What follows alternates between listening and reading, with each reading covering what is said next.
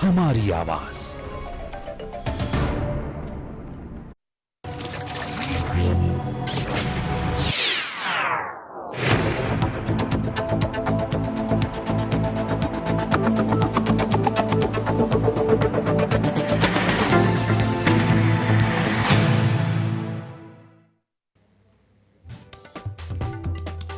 लोकसभा चुनाव के पहले चरण के लिए थम गया चुनावी शोर। अब डोर टू डोर होगा जनसंपर्क। आखिरी दिन सभी दलों ने लगाया पूरा जोर।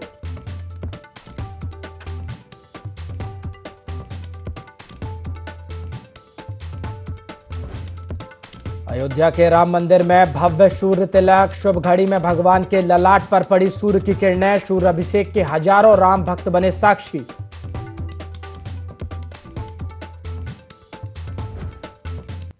पहले चरण के प्रचार के आखिरी दिन सीएम डॉक्टर मोहन यादव की ताबड़तोड़ सभाएं। छिंदवाड़ा, बालाघाट, डिंडौरी और जबलपुर में रोड शो कर बनाया चुनावी माहौल।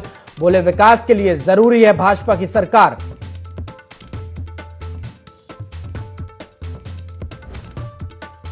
छत्तीसगढ़ में 29 नक्सलियों के मारे जाने के बाद सियासत चालू। कांग्रेस ने एनकाउंटर पर उठाए सवाल तो भड़के गृह मंत्री विजय शर्मा। बोले, जवानों का मनोबल तोड़ने की हो रही कोशिश।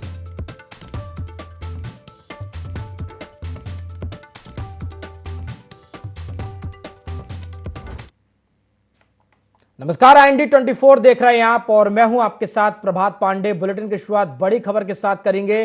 छत्तीसगढ़ में जवानों ने माओवादियों पर अब तक का सबसे बड़ा प्रहार किया है। कांकेर में सुरक्षा बलों ने 29 नक्सलियों को ढेर कर दिया है। माओवादियों को अब तक का यह सबसे बड़ा नुकसान है। IND 24 ने मुठभेड़ के बाद ग्राउंड जीरो पर जाकर हालात का जायजा लिया। इस मुठभेड़ को लेकर जो जानकारी सामने आई उसके अनुसार छोटे भेटिया से निकली BSF और DRG की टीम ने नारायणपुर जिले के हापाटोला के जंगलों में आराम से बैठे माओवादियों को उनकी ही मांद में घेर लिया और फिर भागने का मौका तक नहीं दिया। IND 24 की टीम देर रात जगदलपुर से लगभग 280 किलोमीटर की यात्रा कर घटनास्थल पर पहुंची तो बेचा घाट में आंदोलन स्थल को पार कर हम जब हापाटोला पहुंचे तो चंद झोपड़ियों जैसे घरों वाले इस गांव में सन्नाटा पसरा था। जिस इलाके में यह मुठभेड़ हुई वह इलाका माओवादियों का आधार क्षेत्र नजर आ रहा था। पूरे रास्ते माओवादियों के स्मारक बैनर पोस्टर लगे हुए थे। हापाटोला के एक ग्रामीण ने कैमरे के सामने न आने की शर्त पर हमें वह इलाका दिखाया जहां माओवादियों और जवानों की प्रारंभिक मुठभेड़ हुई थी। घटनास्थल पर माओवादियों ने अपना स्वागत द्वार लगा रखा था। साथ ही मौके पर PLGA को मजबूत बनाने नोटिस बोर्ड भी लगा रखा था।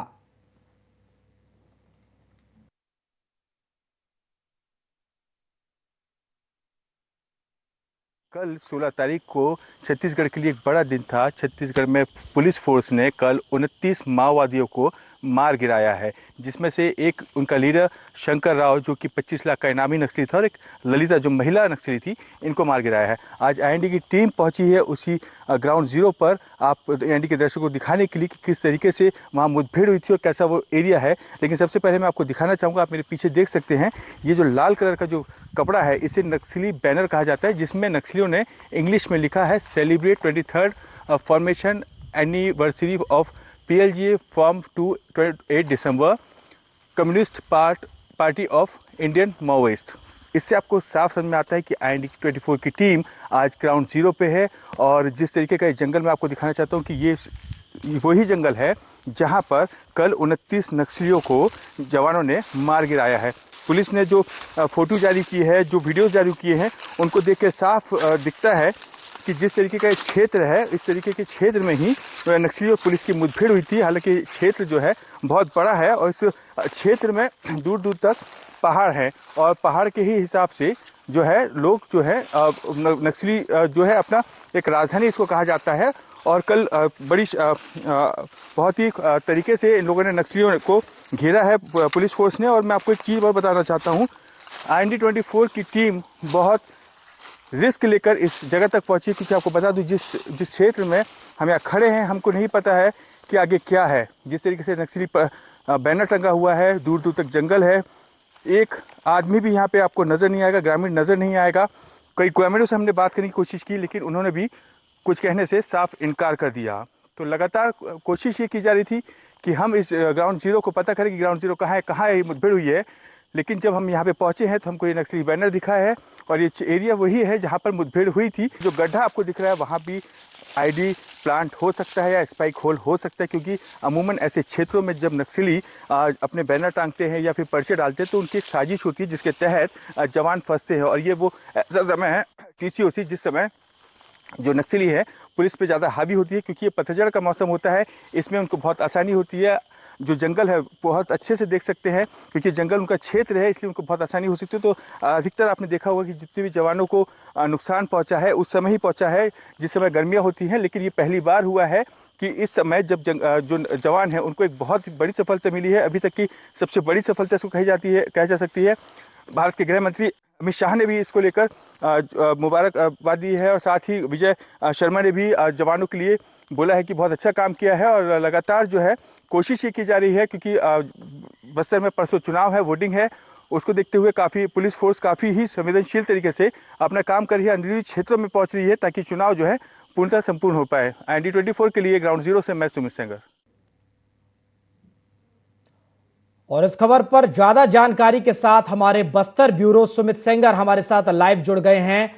सुमित, अब तक का सबसे बड़ा प्रहार नक्सलियों पर किया गया है, सबसे बड़ा चोट की गई है नक्सलियों पर। 29 जो नक्सली हैं उनको जवानों ने ढेर किया है। आपने मौके का जायजा लिया है, आपने हालात करीब से देखे हैं, किस तरह से आखिर हमारे जवानों ने नक्सलियों पर और इस पूरे ऑपरेशन को अंजाम दिया है, किस तरह से ये बड़ी कार्रवाई को अंजाम दिया है हमारे जवानों ने? जी बिल्कुल, बता दूं पहले तो आपको कि जिन जवानों को सफलता मिली है वाकई ये काबिल तारीफ है, क्योंकि जैसे आप दर्शकों ने हमारी स्क्रीन में देखा कि वहां पर पहुंच पाना बहुत मुश्किल है और हमारे जो जवान है BSF के और DRG के जवान है 15 किलोमीटर पैदल तक उस क्षेत्र में पहुंचे थे जहां नक्सलियों का जमघट लगा था। वहां पर जब सूचना मिली पुलिस वालों को वो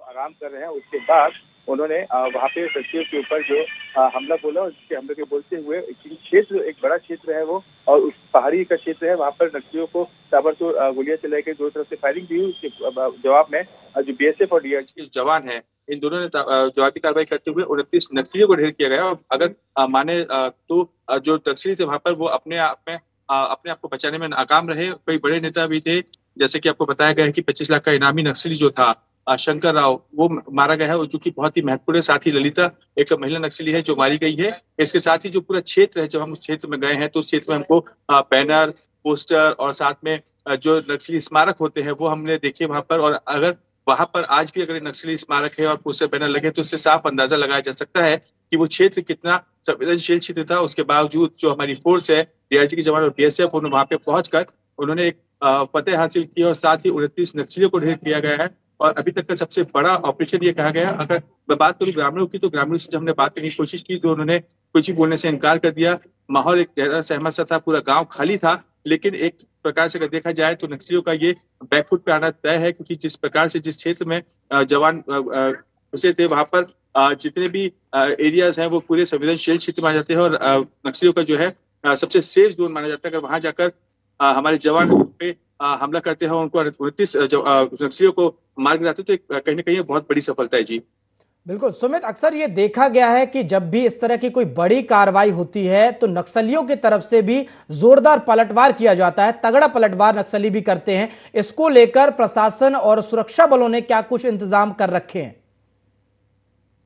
जिस तरीके से कल की जो घटना हुई है उस घटना में सबसे राहत देने वाली बात यह है कि हमारे जवानों को और DRG और BSF के जवानों को कहीं भी गंभीर चोट नहीं आई है। दो जो जवान थे उनको मामूली चोट आई थी, जो कि अब बेहतर है। और दूसरा, जब ये ऑपरेशन लॉन्च किया गया तो उसको पूरी रणनीति के तहत सोच समझ कर लॉन्च किया गया कि किसी भी जवान को किसी प्रकार की इंजरी न हो, और वही हुआ। और उसके साथ ही जब ये जवान अपने ऑपरेशन पे निकले थे, 15 किलोमीटर की पैदल चले हैं, पहाड़ थे, जंगल था जहाँ पे कोई भी रास्ता नहीं पता था किस जगह पर आईडी है, किस जगह पे स्पाइक होल्स है, उसका अंदाजा लगा पाना बहुत मुश्किल था। उसके बावजूद अगर जवान जो है इतनी बड़ी मुठभेड़ को अंजाम देकर सुरक्षित वापस लौटते हैं तो कहीं ना कहीं ये जवानों की रणनीति कही जाती है, जिसे पूरी तरह से सफल हुआ। जी बिल्कुल सुमित, जिस तरह से देखा जाए कि सामने लोकसभा चुनाव हैं और कहीं ना कहीं जो सुरक्षा बल हैं, जो सरकार है, प्रशासन है, वो लगातार नक्सलियों के खिलाफ बड़ी कार्रवाई कर रहा है। और जिस तरह से अभी ये लाल आतंक पर सबसे बड़ा प्रहार किया गया है, कहीं ना कहीं जवानों के लिए एक ये बड़ी सफलता मानी जाएगी।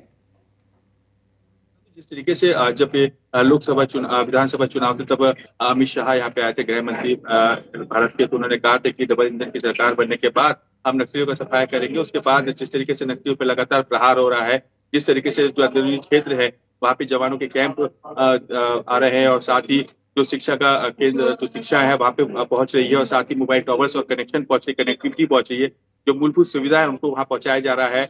पूर्ववर्ती की अगर हम बात करें जो कि सबसे संवेदनशील क्षेत्र था, वहाँ पर भी कैंप लगा दिया गया है। उसके बाद अगर हम बात करें आज यहाँ पर की घटना की, तो वहाँ पर भी 29 नक्सलियों को ढेर कर दिया गया है। उसके बाद हमारे जवान सुरक्षित वापस आते हैं। तो कहीं ना कहीं इससे साफ दिखता है कि जो आने वाले जो लोकसभा चुनाव है उनको देखते हुए काफी प्रशासन और पुलिस विभाग काफी मुस्तैद है।